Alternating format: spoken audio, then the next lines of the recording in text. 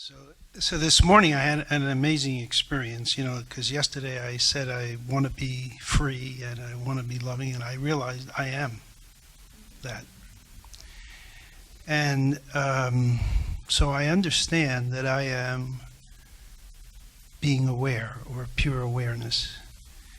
And yet, I was talking to my neighbor, you can't understand it with your mind. Well, how do I know it's true? How do I know that's what I am? I mean, it's maybe a silly question. I could see the test of experience. I know that I'm not all these images I have of myself.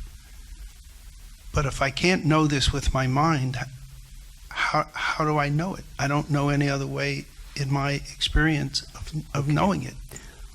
When you say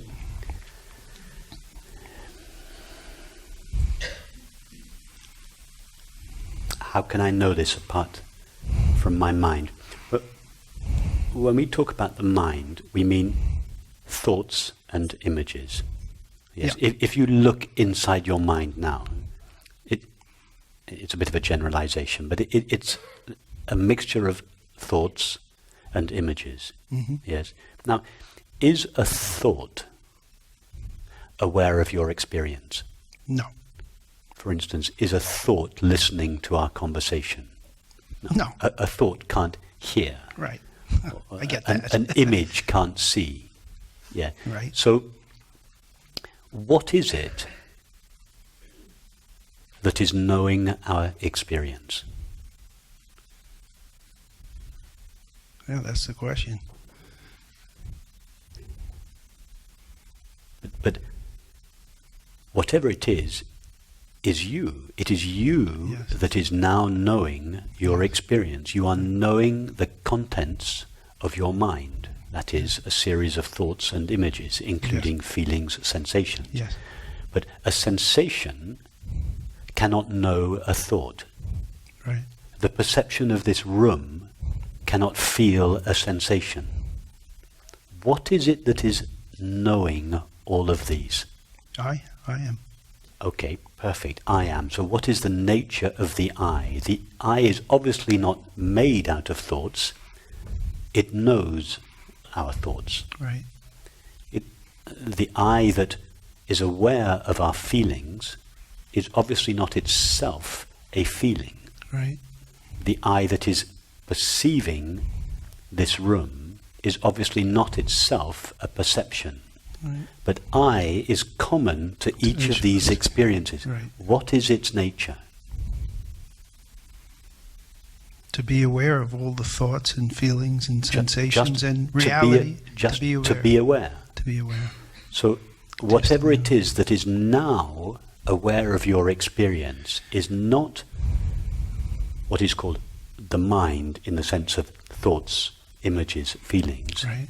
It is or we could say it is the essential nature of the mind, which is to be aware. Right.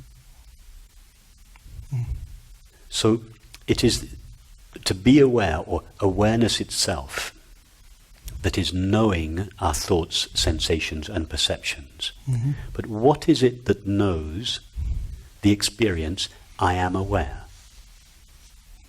It's the awareness. It knows itself. Right. I am aware of thoughts. Right. I am aware of feelings. I am aware of perceptions. And I am aware that I am aware. Right. In other words, before I am aware of awareness, I'm aware of thoughts, sensations and perceptions. I am aware of my own being. Awareness. Yeah. I am that I am. Yeah. In other words, awareness's primary experience is to be and know itself. Right. How do I know that I am?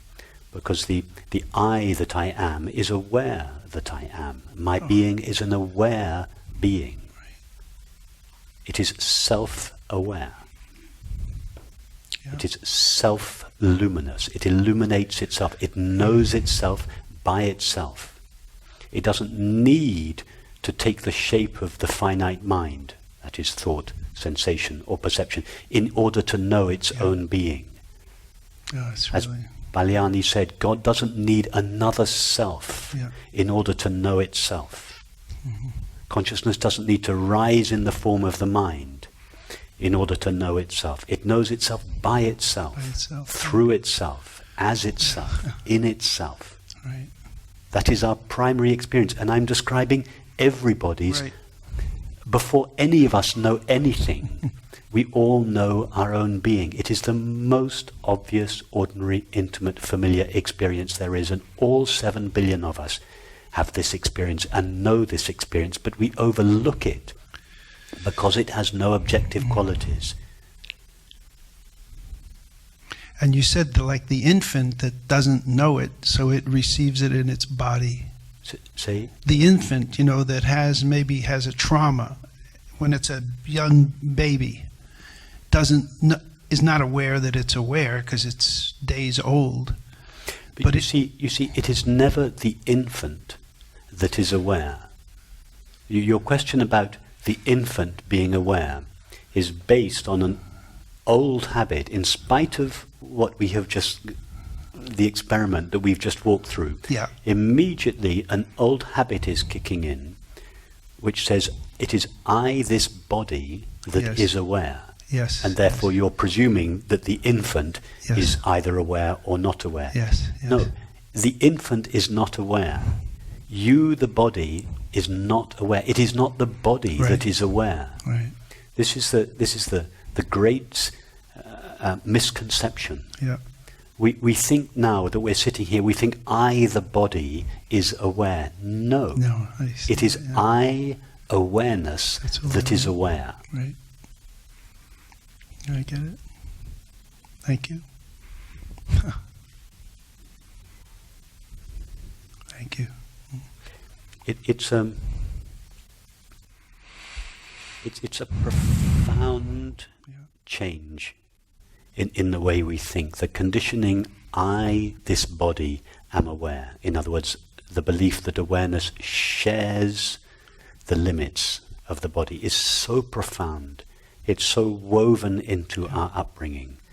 Right. It's our culture is so deeply based on this assumption that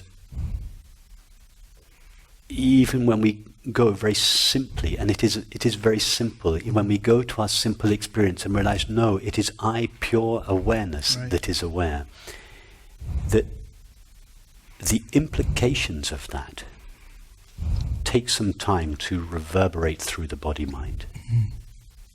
When we first recognize that, it's like there is a kind of crack in the structure of our world. It's discombobulating. But it takes some time for our worldview to completely fall apart and to be built again on this new understanding, on the foundation of this new understanding. It's discombobulating. It's very challenging. It's threatening. It can evoke a lot of fear. I actually feel excitement, not Beautiful. fear. Yeah. Beautiful. Don't when I say that about fear, don't feel that you have to. It's not in everyone. It's Yeah. Thank you.